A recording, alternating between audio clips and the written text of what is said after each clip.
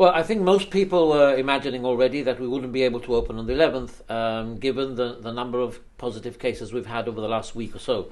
And the Chief Minister intimated that today was the day when a statement would be made.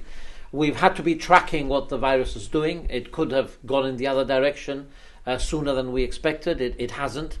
But there's also been a lot of work, a lot of discussion as to how we were going to tackle it. Were we going to decide not to open until February, like the UK has done, and how long we were going to postpone the opening if not, and so on. And that takes time. We've been negotiating with the union, we've been discussing it with the union, with head teachers, with the Department of Education. So there's a lot of work going on behind the scenes.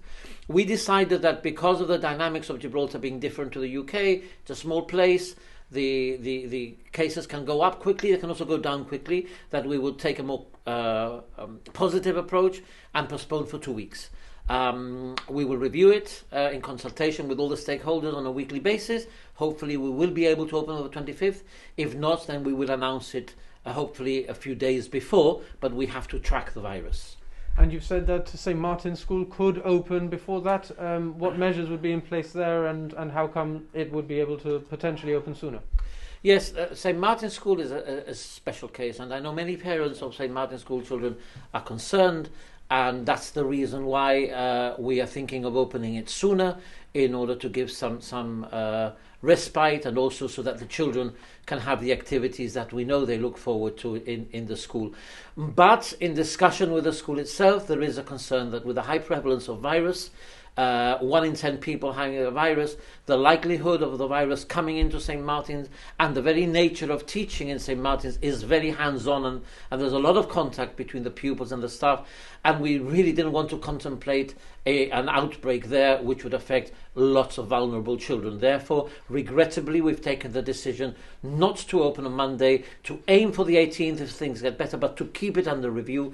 And I really do know that the parents are quite distressed, but we are thinking of the benefit of the best for their children. In respect of childcare, you've said that this will be more limited than during the previous lockdown, only where both parents are key frontline workers on days when they have to work at the same time. Why the stricter criteria? Well, for a number of reasons. It's a very different situation to the last lockdown. From the epidemiological point of view, there's a lot of more virus clearly in the community, so we have a fire break or a circuit breaker, so let's make it work. These 2 weeks, I think, are critical, so we don't want to encourage children to be mixing. And to be mixing with staff and so on. So we're really having to be strict and encouraging people, please to keep the children at home. Where this isn't possible, then we'll do what we can. But the other reason is that the teachers are going to be engaged throughout the day in preparing lessons online, in marking lessons, in giving feedback and so on. And therefore it's not the same as the last time, where the content in the online offer was much less curriculum based. This time it's going to be much more. So the teachers aren't going to be able to do that in the way that we now want them to do that, and at the same time supervise classes with 2 or 3 children. So we've had to change it because it's a different situation. So who will staff the childcare provision, and will it start on Monday? The aim is that it should start on Monday. This will be confirmed. The department is working very hard in assessing what numbers we're talking about, and also in staffing it. We're looking at support staff in the schools to provide this cover.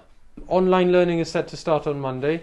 Can you give any assurances that the online learning will deliver at all key stages from primary through to exam years? The schools happily were open for a whole term, and a lot of catching up was done. Children are very resilient, and a lot of catching up was done. Yes, the teachers have been working very hard. They're preparing the program, which is targeted at the different age groups, be it lower primary, upper primary or secondary, with a lot of curriculum content, also clearly different types of activity, particularly for the younger ones. So we are convinced, and I am assured by the teaching professionals, that this is well programmed and well targeted, and hopefully it'll be for a relatively short time. It's never going to be the same as in the classroom. We can't kid ourselves. The Department of Education has said that it will continue to monitor children's well-being. Could you say anything on how that might be achieved? Well, yes, certainly. The counsellors will be available, the school counsellors, which we introduced a year or 2 ago. There are children who perhaps because of the home circumstances the department is more concerned about, and they will be monitoring, they will be making phone calls to ensure that their well-being is protected. If parents or older children feel that they need some kind of support, then they will be able also to access the department. We have to keep an eye on the children who perhaps are more vulnerable in this difficult time.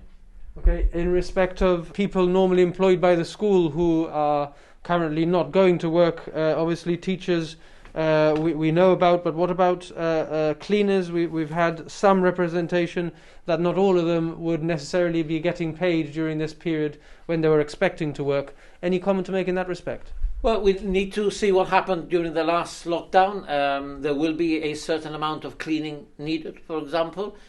We are encouraging people to work from home. Some people can't work from home, but there's a lot of scope for redeployment in areas where perhaps more help is needed, like in contact tracing and so on. So wherever possible, we will use the resources. But obviously, these are difficult times, and we will have to take each case as it comes.